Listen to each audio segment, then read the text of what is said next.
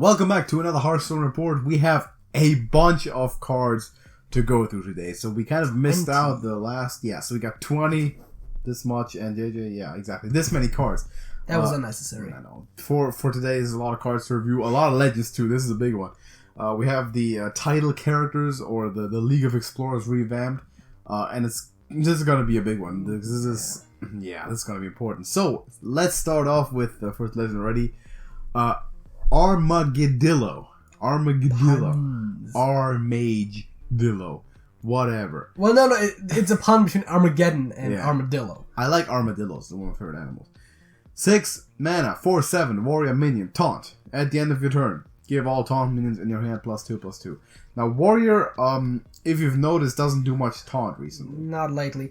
Classically speaking, taunt synergies exist in warrior, and you're giving effectively up 2 points of attack. I mean, it is a legendary, but you're giving up 2 points of attack for it itself having taunt, which oftentimes costs like 1 point in sets, not always though.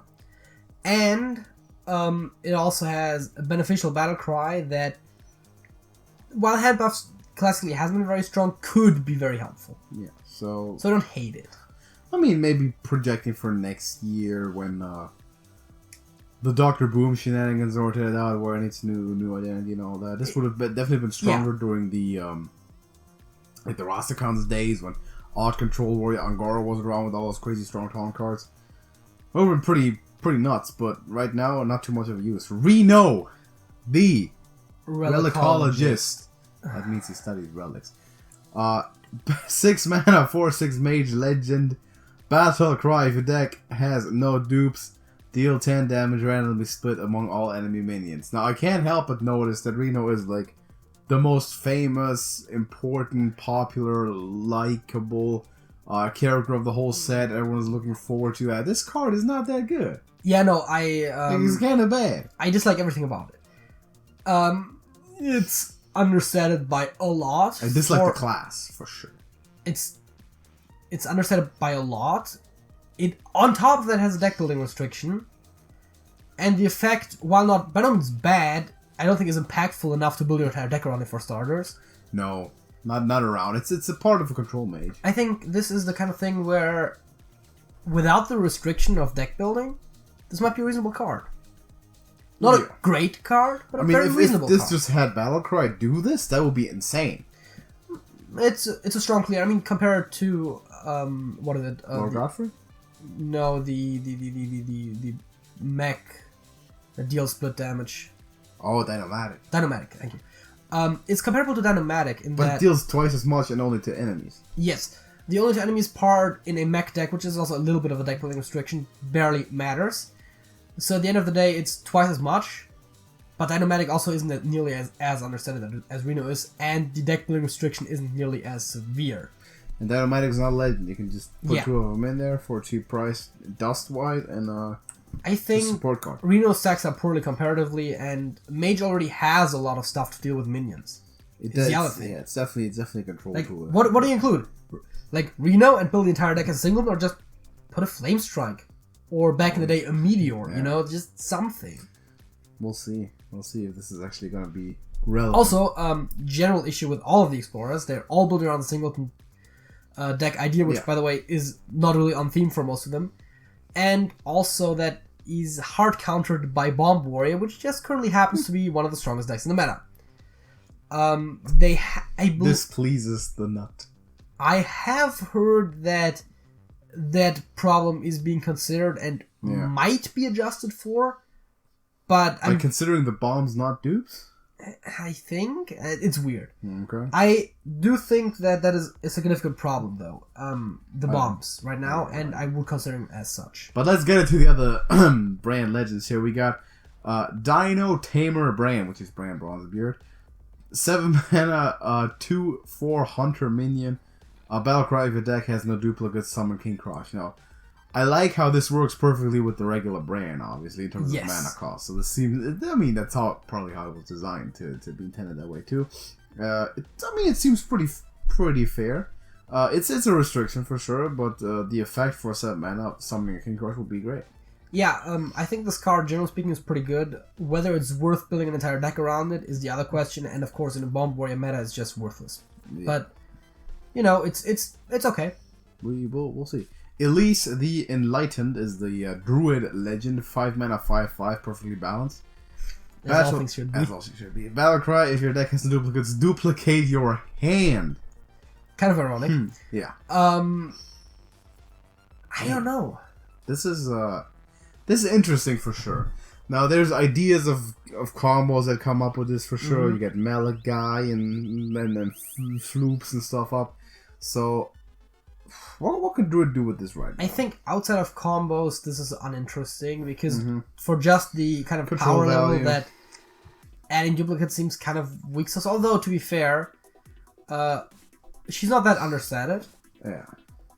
The deck building restriction, of course, is still there. I don't know what to think about it.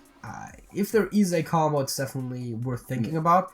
I don't think there currently is one. After a while. Sir Finley of the Sands, 2 mana, 2/3, Paladin, and Sir Finley Murgleton. And as Battlecry, if your deck has no duplicates, discover an upgraded hero power. So that also, in reference to the original Finley, and I believe this is potentially the strongest of the 4 cards there. I think, impact-wise, maybe not, but definitely practicability-wise, playability-wise, I think it's the strongest one, by far. It's the only one that has a tribe, and as a matter of fact, a tribe that Paladin can theoretically synergize with. Well, I'm not saying it definitely will, but it could.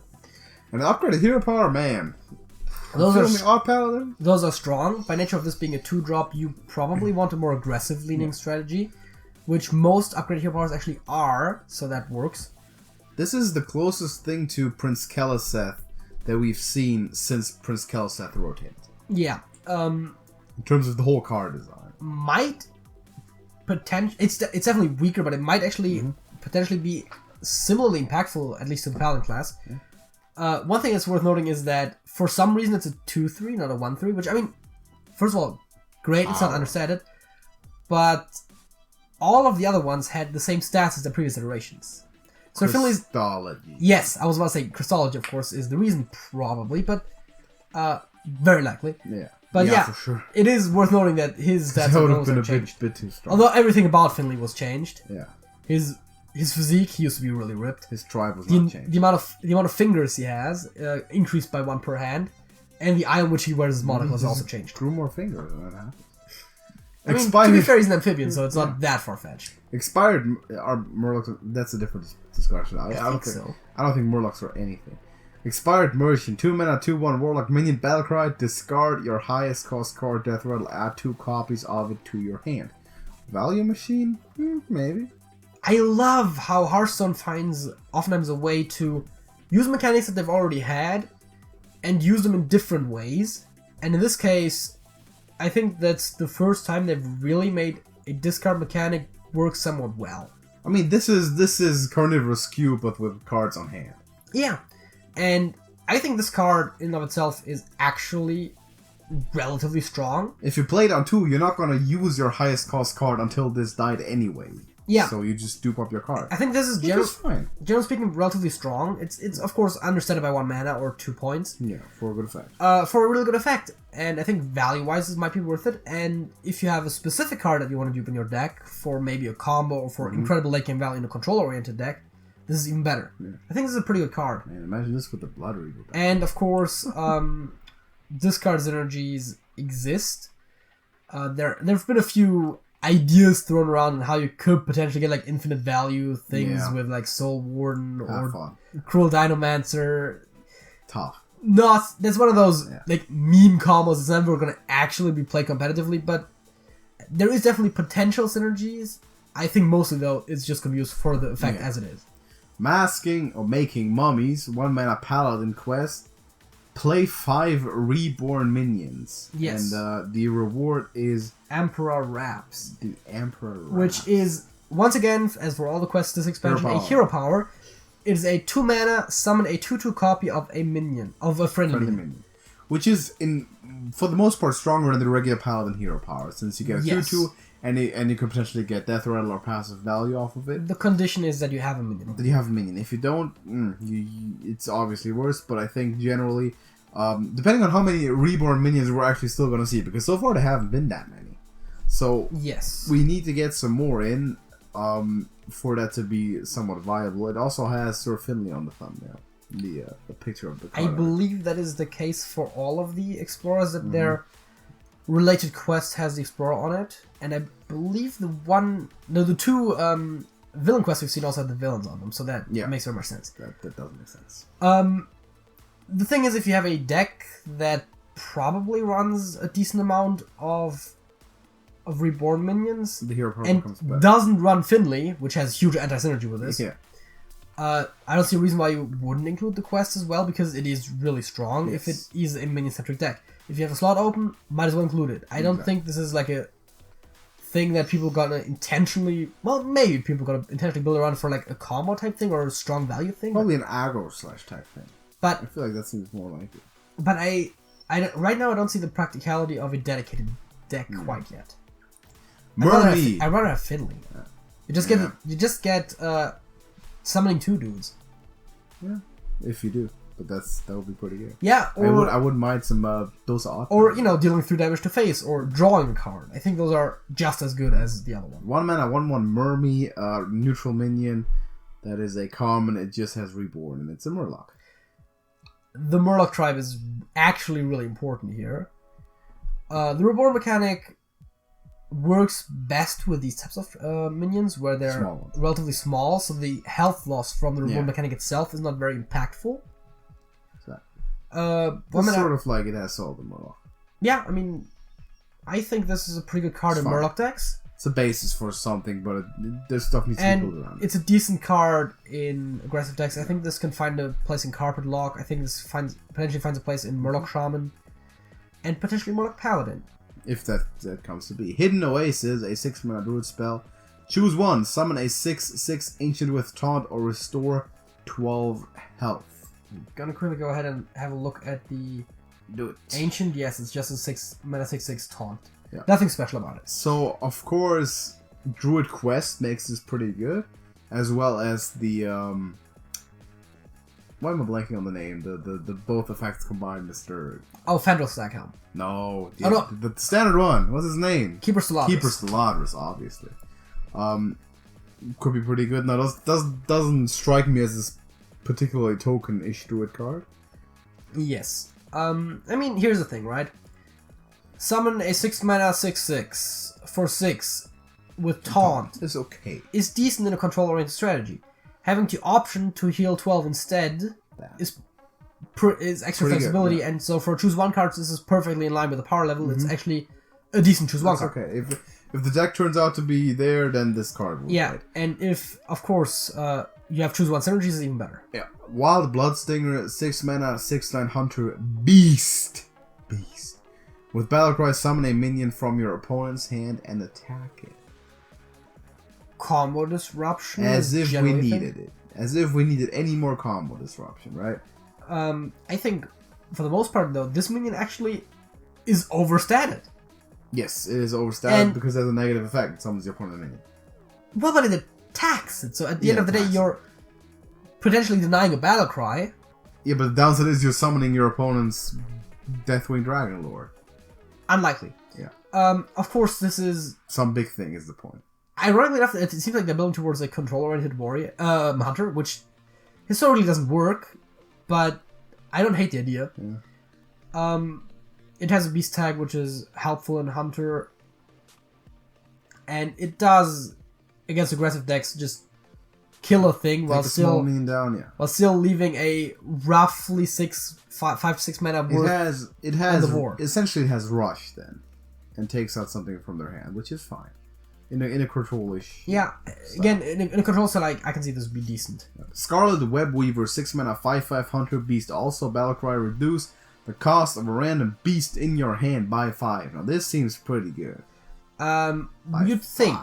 By 5, man. We're talking 5. So, in a mid-range-ish strategy, which Beast Hunters have classically been, you have a lot of things that are smaller. Yeah. And it can, theoretically, the way those types of mechanics work, it can hit anything that costs more than 0. Mm-hmm. Meaning that you might only get 1 or 2 mana of value out of it. It does effectively have 4.5 mana worth of stats. Yeah. Which means that as long as on average you're getting a 1.5 mana reduction, it's kind of worth it. Assuming that you are effectively using your mana in that sort of deck. strategy. Let's say you had like a Death Rattle / Recruit-ish style of deck. This is huge because you all of a sudden you get your King Crush down and your Devil Sword. I understand it. This is once again intended for a slower Hunter deck, which, if it comes together, this is a great card in it. But I'm just saying, in the more classical Hunter archetypes, this is an okay card in a deck that kind of is built in a way that it maximizes the upside. This could be a really great card. Bizarre Mugger, not Bizarre Bazaar. 5 mana 3/5 with the Rush for Rogue. Battlecry, add a random minion from another class to your hand. Oh, surprise. It's the same mechanic every single expansion. Every single year, always the same. Rogue, come on. Well, it used to be from your opponent's class, but yes. Yeah. A few things worth noting here. First of all, it's a 2-headed ogre that doesn't have the 50-50 attacking something wrong mechanic, which is strange, but okay. So flavor-wise it's a bit questionable, but the stealing mechanic for Rogue, it's very random. Same as every time, dedicated deck strategy, it doesn't work. It sometimes works as a package. But otherwise... That's value creation. It generates you a slightly below average. Yeah, I was about to say, it's value, and... For value, well, I'm not even sure if below average is necessarily the case, because class cards tend to be stronger than neutrals, which is at least a little bit of a thing. It is hugely understated. It has rush, it has value.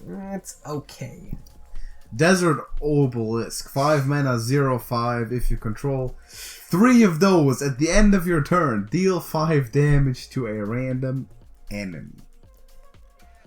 Really? This is a pretty bad card. Really, this is the the comparison is Boom Scheme. Obligatory. Okay? No, it's worse than Boom Scheme. This is the obligatory.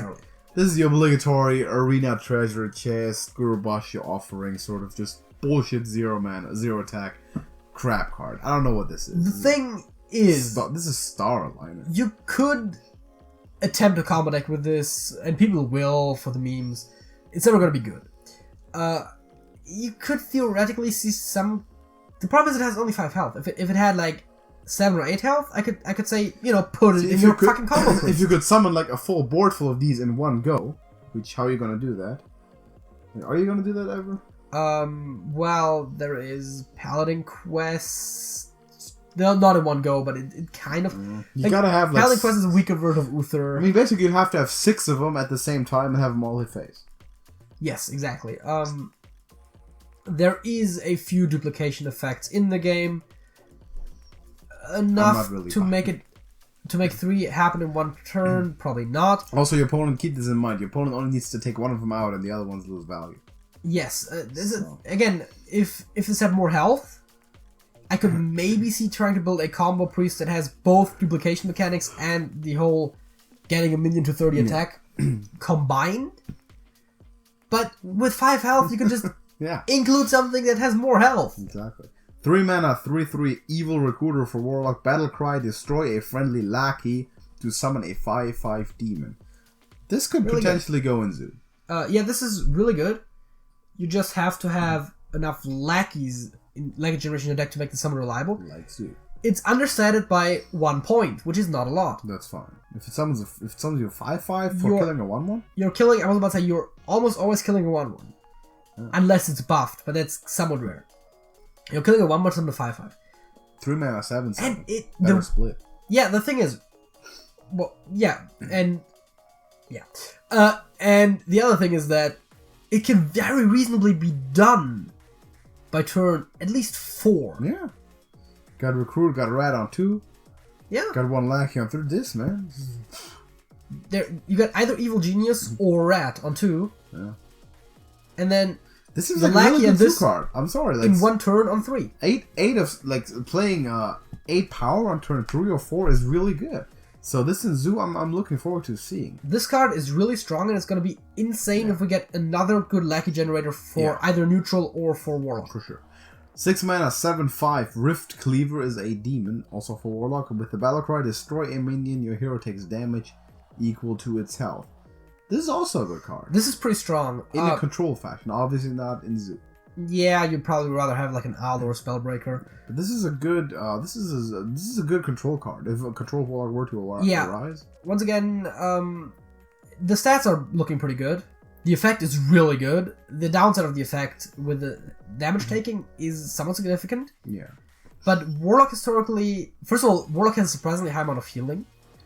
And also, Warlock has sometimes even synergies with taking damage, which could be abused here. Nether Soul Buster is great with this, for example. That could actually be an idea for like a kind of like a secondary win condition or something. Maybe. I'm not saying build your entire deck around it because you can't guarantee it, but it seems like a good solid control tool. And if the deck were to arise against control, destroy your opponent's minion, play your Nether Soul Buster right after, and that's a huge board swing. Hunter's Pack is a 3 mana hunter spell. Add a random hunter, beast, secret, and weapon to your hand. So 3 cards generated for 3 mana, which is pretty good. That's on value. No, it's beast, secret, and weapon. Hunter weapons generally tend to be pretty good. Yeah, Hunter Beasts tend to also be relatively good for the most part. Hunter Secrets actually are also some of the best secrets in the game. Well, they're only mana value-wise. Rogue Secrets are a bit meh. The Suspicious Mage Secrets are... Paladin Secrets are very varied. And Mage Secrets are also a bit more varied than Hunter. I think you're getting... Hunter Secrets are consistent. Yeah, you're getting consistently decent cards here. I mean, you could also get you some synergy. I mean, what's the absolute low roll? You're getting like Eaglehorn Bow. I was about to say you can't even get Cattle anymore. It's like Headhunter's Hatchet, which you already have the synergy for. You're getting Snipe. Freezing. Snipe, right? It's probably one. Yeah. And like Shimmerfly. Like I was about to say, like a 1/1 beast. It's like that's still decent. Yeah, it's fine. It's just 3 cards and something you can play on for. So. I mean, I guess Gladiator's Longbow, King Crush, and Snipe still are probably like the worst case, but it's still decent. And in that case, you have late game potential. Something. So. And also, one thing, Hunter does not have draw, which means that Hunter does have draw. Well, but very little. Which means that Hunter does have one of the strongest draw cards in the game right now. Yeah, but that is also the case because, once again, card generation and draw are stronger for Hunter than it is for a lot of other classes because generally they're somewhat lacking in that category. Exactly. It's one of those class identity things that Blizzard pretends to care about sometimes. Bloodsworn Mercenary, 3 mana, 3/3 warrior minion. With the Battlecry, choose a damaged friendly minion, summon a copy of it. Now this screams combo potential. So this card, first of all, very similar to the Warlock card we talked about, the Evil Recruiter. Yeah.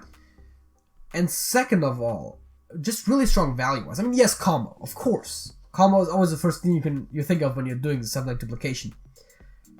But, again, it's understated by 1 point and it summons something strong. Almost always.